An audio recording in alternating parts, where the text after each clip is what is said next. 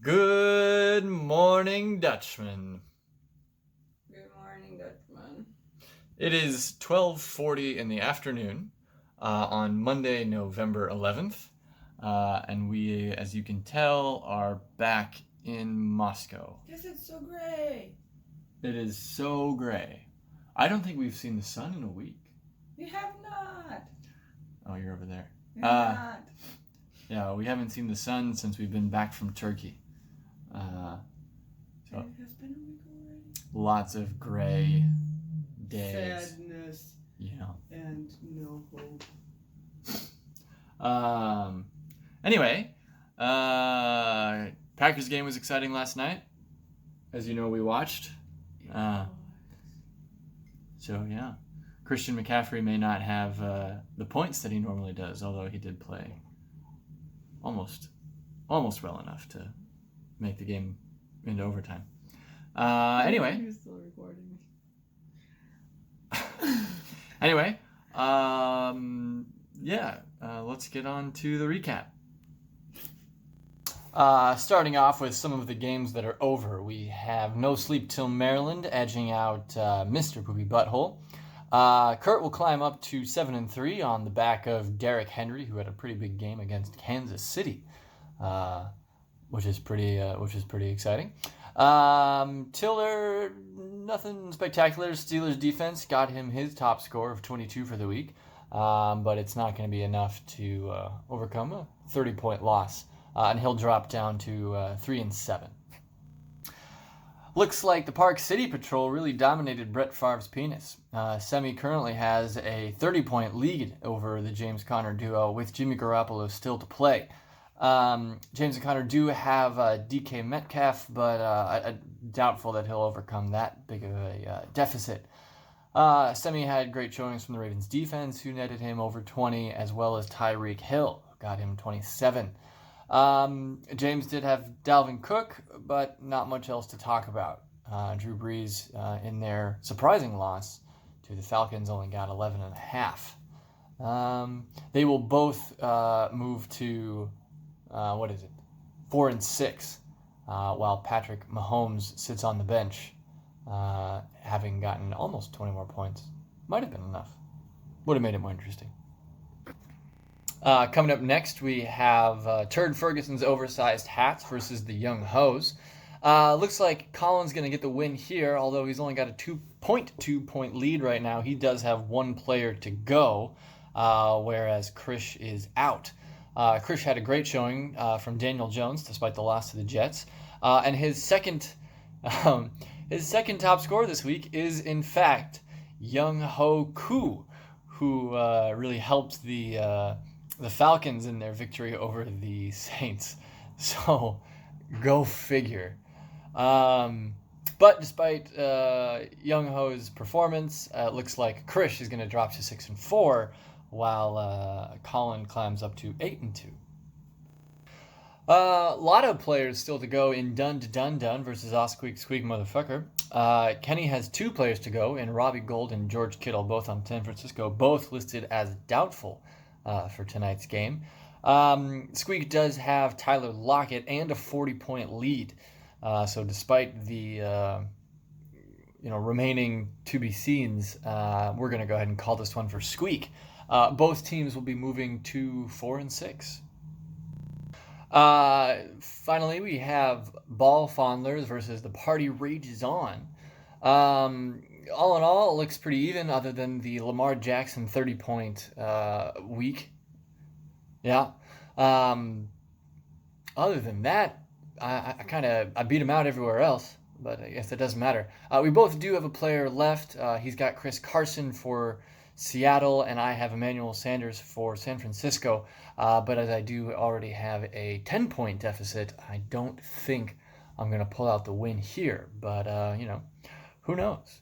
That could be an exciting one. But it's not the game of the week. The game of the week is Lou Top Squeak Bottom versus Fueled by Jägermeister. Lewis currently has a 9-point lead over Geb with a player to go in Tevin Coleman. But Geb has Russell Wilson, who, as we've seen, can have some pretty monster weeks. So this one could be very interesting. And Gab is hoping for a shootout, while Lou might be hoping for some sort of slow running game type of play. Lewis is currently sitting at 4-5 and could really use that win to pop up to 500, whereas Gab needs the win to maintain his first place tied with Colin Cregan. So an interesting game to watch. Lou leaving some points on the bench. Bummer. And now moving on to the most interesting segment of the week, Vika's weekly predictions. Vika. Hi. Hi. Move, Berata. So we have a big Monday night game coming up. Yeah. Any idea who's playing? Sure. Yes, I know that. It is San Francisco 49ers and the Seahawks. Okay. Any predictions? Well, yes, but it's hard because, I think it will be an interesting game because, so far, the 49ers haven't lost a game yet. Okay, right? that's true. And the Seahawks are 7-2. 7-2, yeah. So, and you may think like, 49ers for sure. But then if you look at the stats closely, you may realize that this angle is so weird. You may realize that actually those two teams who the Seahawks have lost to, the 49ers haven't played them yet. And these are Saints and Ravens. Yeah. Ravens. So, and they are pretty strong. I mean, they're like, what? What are their stats? Oh, I think they're both 7-2? 7-2, probably. I think so. So they're pretty strong. And so this way we see that the 49ers have played the teams with not a very good record. But at the same time, the 49ers are still stronger, I think, because their team is more... What's the word for this? I don't know. Well, maybe solid, because their defense and offense are more or less equally good. They have a very strong running game.